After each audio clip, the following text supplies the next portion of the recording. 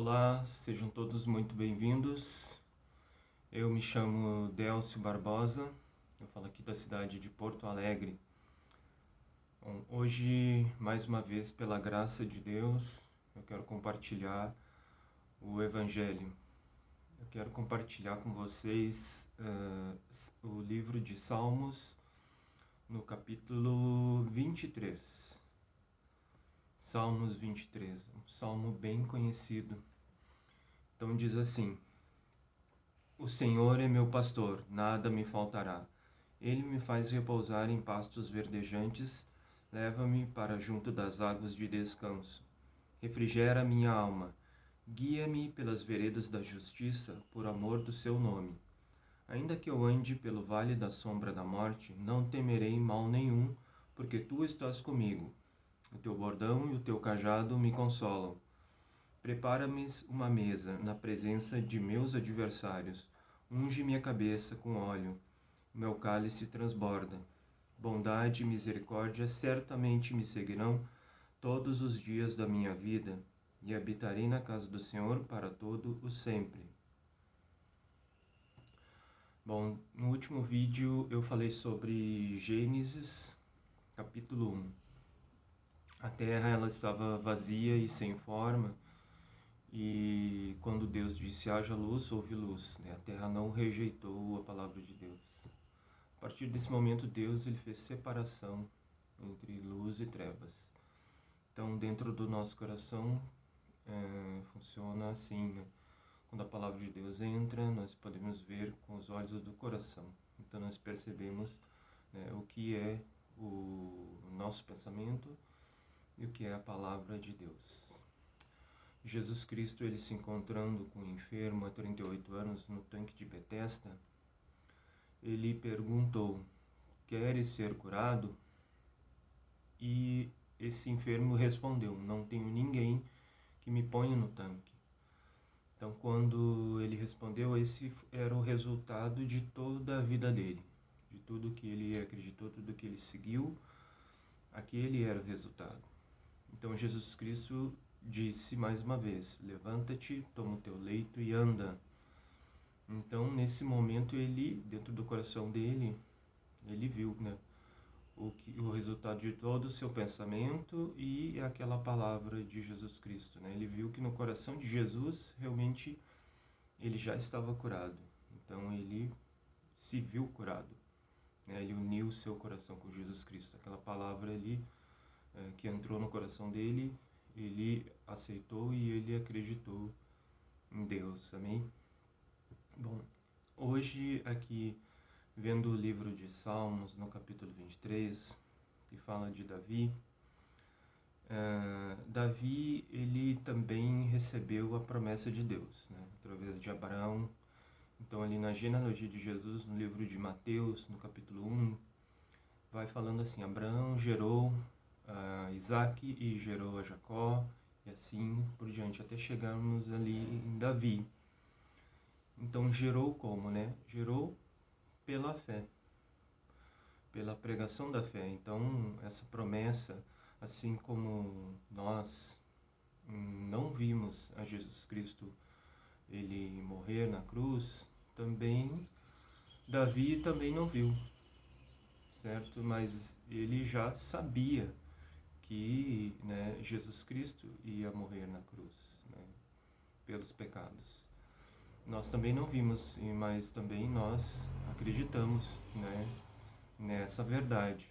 Jesus Cristo, ele morreu pelos pecados. Então, Davi, ele recebeu, né, aquela promessa no coração, e através de Jessé, né, que entrou essa promessa na casa de Davi.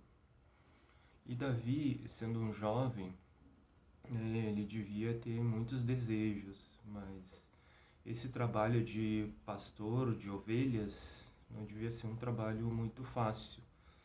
Eu acho que ele tinha que quebrar o coração dele, né? Ele tinha que trabalhar muito durante o dia, desde a madrugada, levando, né, aquele rebanho pelo deserto, pelo aquele relevo acidentado, árido, até encontrar um lugar assim com mananciais de água, com fontes de água e pastagem para o seu rebanho. E Davi, naquela situação, ele devia sentir falta de alguma coisa. Então a gente vê que tem ali um conflito no coração dele, né? Que certamente Deus escolheu as coisas fracas, como está escrito, né? E Davi, ele, como todo jovem tem desejos, ele também tinha, e ele sentia falta, né, de seguir um outro caminho, de ter uma outra vida, né? Mas aqui diz: o Senhor é meu pastor, nada me faltará. Então ele tinha aquele coração, é um coração que realmente ele recebeu de Deus, né? Como diz em 2 Coríntios, no capítulo 12, o apóstolo Paulo fala assim, no versículo 9: então ele me disse: a minha graça te basta, porque o poder se aperfeiçoa na fraqueza. De boa vontade, pois, mais me gloriei nas fraquezas, para que sobre mim repousasse o poder de Cristo.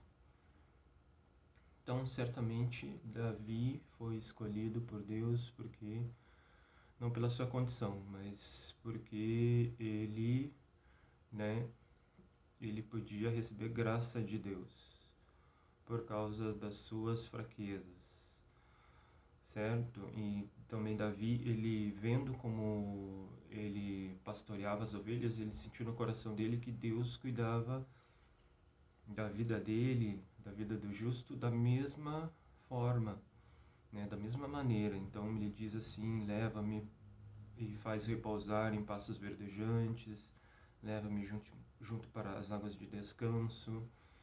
Então ele sentia que Deus estava conduzindo a vida dele, né? Que ele podia descansar enquanto Deus trabalhava na vida dele, certo?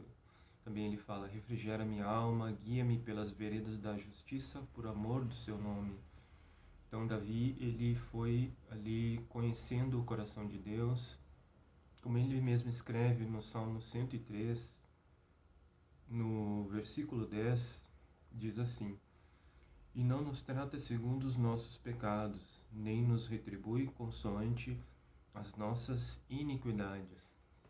Então Davi, ele conhecia o coração de Deus, ele acreditava em Deus, ele era justo, amém? Ele tinha aquela promessa, a mesma promessa, né, que Deus deu para Abraão, que o seu herdeiro será aquele que será gerado de ti. Então ele acreditava nessa palavra, né? Na mesma palavra que Abraão acreditou Deus imputou justiça, né? A Davi e toda essa geração, né, de patriarcas ali que carregavam essa promessa, né? E nos dias de hoje também não é diferente, né? Com todos que acreditam na remissão dos pecados. E ainda nos continuando, né, Davi, ele fala assim: ainda que eu ande pelo vale da sombra da morte, não temerei mal nenhum, porque tu estás comigo. O teu bordão e teu cajado me consolam. Então, Davi, ele sabia que desde Adão, né, né, a morte entrou, né? Então o homem se tornou pecador por causa de Adão. Davi, ele sabia disso, mas também ele sabia que por causa da promessa de Deus, né, por causa da promessa de Deus, pela fé na promessa de Deus, ele sabia que ele era justo e que Deus iria, né, estabelecer a sua graça através de Jesus Cristo, através dessa descendência, né? Então, ele, como diz assim, né, Davi, ele como justo, ele vivia pela fé, ele tinha que viver pela fé, né? Mas em alguns momentos, Davi, ele seguiu o seu pensamento, ele tentou se proteger, ele, né, ele seguiu seu pensamento, seu método, né, conforme a situação. Né? Em 1 Samuel, no capítulo 22, né, diz assim, Davi ele foi para Mispa de Moabe, ali procurando refúgio, porque ele estava sendo perseguido. Então, para se proteger, ele foi lá pedindo abrigo para o rei de Moabe, né? E ele estava lá buscando segurança, né? E abrigo lá. Mas a palavra de Deus, né? Como Deus está sempre junto com o justo, né? Deus permitiu uma palavra para ele, de um profeta. E aqui no capítulo 22, no versículo 5, diz assim: Porém o profeta Gade disse a Davi: Não fiques neste lugar seguro, vai e entra na terra de Judá. Então Davi saiu e foi para o bosque de Herete. Pois bem, então Davi, sendo justo, ele tinha que viver pela fé, mas só que naquele momento ele não queria viver pela fé, ele queria viver, né, no curso desse mundo, pelo seu método. Ele estava querendo se proteger, né? Ele não queria depender da graça de Deus, né? Então Deus permitiu para ele um problema, uma perseguição, né, em Israel, e ele não quis resolver, ultrapassar esse problema pela graça de Deus. Ele quis ultrapassar pelo seu método, né? Mas Deus, ele permitiu, né, a sua graça, como diz aqui: mesmo que eu ande no vale da sombra da morte, não temerei mal nenhum, porque tu estás comigo. Então Deus sempre esteve com ele, mesmo ele seguindo, né, o curso desse mundo, né, ele seguindo o pecado, né, ele seguindo ali o seu pensamento, né, porque desde Adão, né, ele tem essa raiz também. Desde Adão reinou a morte, né, e o pecado, mas ele tinha a promessa no coração dele, né, e a promessa da justiça, né, que Jesus Cristo, ele justificaria a todos, né, que crescem. Então, por causa disso, Davi testemunha aqui. E também diz assim: Prepara-me uma mesa na presença dos meus adversários, unge-me a cabeça com óleo e o meu cálice transborda. Realmente Davi, ele era assim, ele era muito fraco, ele era muito jovem, né? E na casa de Jessé, que tinha a promessa de Deus, tinha outros irmãos, né? E quando Deus preparou para ungir a Davi rei de Israel, ele enviou o profeta Samuel até a casa de Jessé. Mas chegando lá, Jessé, ele também, seguindo, né, o seu pensamento, ele apresentou todos os seus filhos, né, ali desde o mais velho, e por algum motivo ele queria esconder a Davi. Não sei exatamente, né, qual seria esse motivo, mas esse coração de Jessé também é aquele coração, né, que vem do pecado, né? Quando as pessoas tentam se justificar por si mesmas, elas querem, né, fazer aquilo que elas acham mais certo, também elas querem mostrar bem diante das pessoas, né, de acordo com a sua condição, pelas obras, né? E aqui também no 1 Samuel, no capítulo 16, ali quando Samuel estava ali, também o Senhor falou para Samuel: não olhe para, né, o homem, né, não olhe para a imagem, né, para o exterior, porque Deus não vê como homem, vê com o coração, né, vê o que está dentro do coração. E Deus já tinha visto o coração de Davi, e era o coração de Davi que se agradava, aquele coração que dependia da graça, né?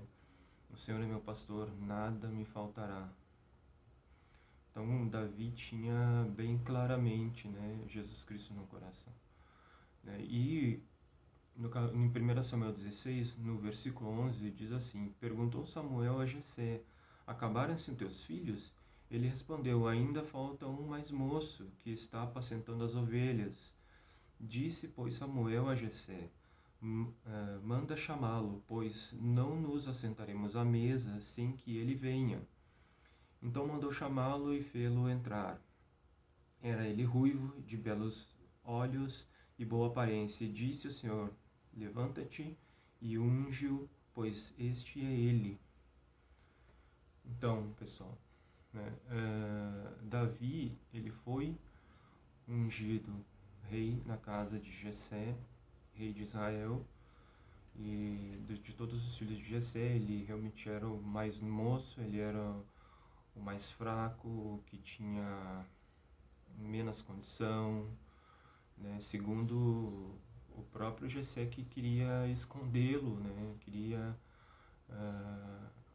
estava com esse coração, né? De nós temos esse coração de esconder as nossas fraquezas e somente mostrar aquilo que nós achamos que é bom, né? Que é certo, de acordo com o nosso pensamento. Amém?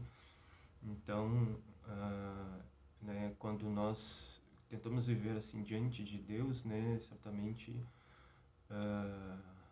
Deus não se agrada, né? Esses pensamentos não são adversários, né? Jesus Cristo, ele não trabalha, né, nesse coração que tem essa justiça.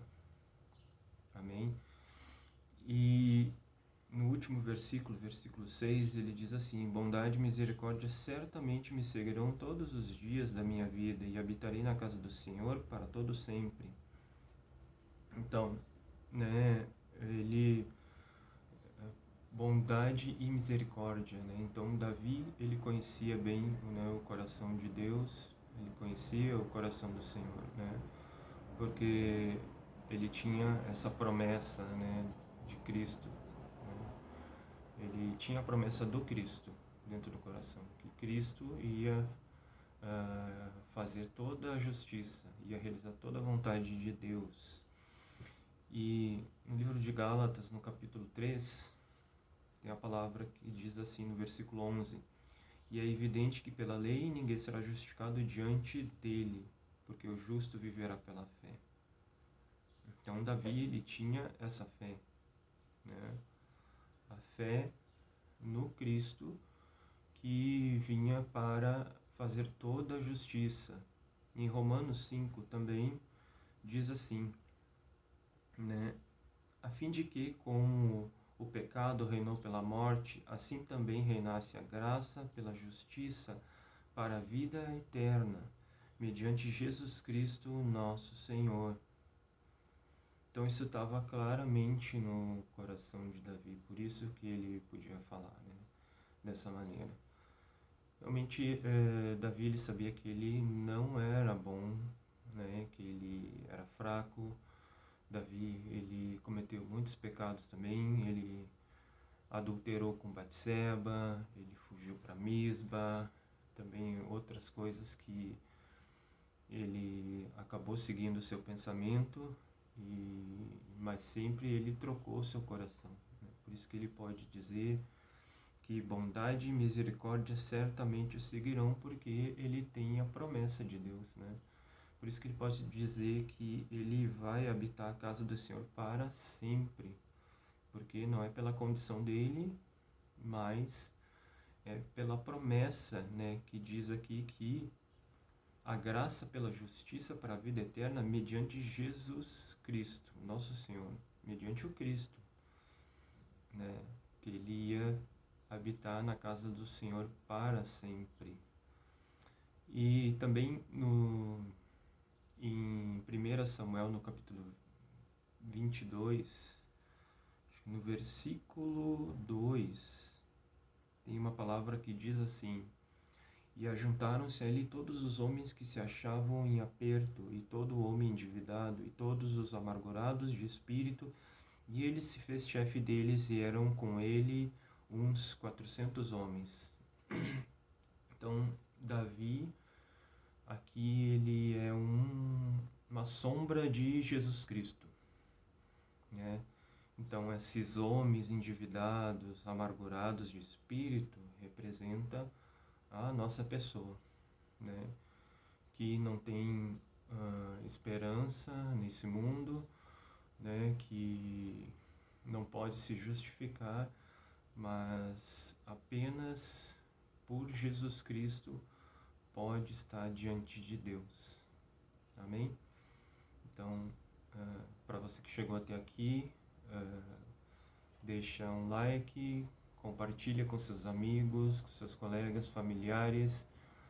Também deixa aqui nos comentários o que você achou, o que você pensa a respeito desse Salmo 23. E eu deixo uma pergunta e fiquem todos com a graça de Deus e até a próxima. Obrigado.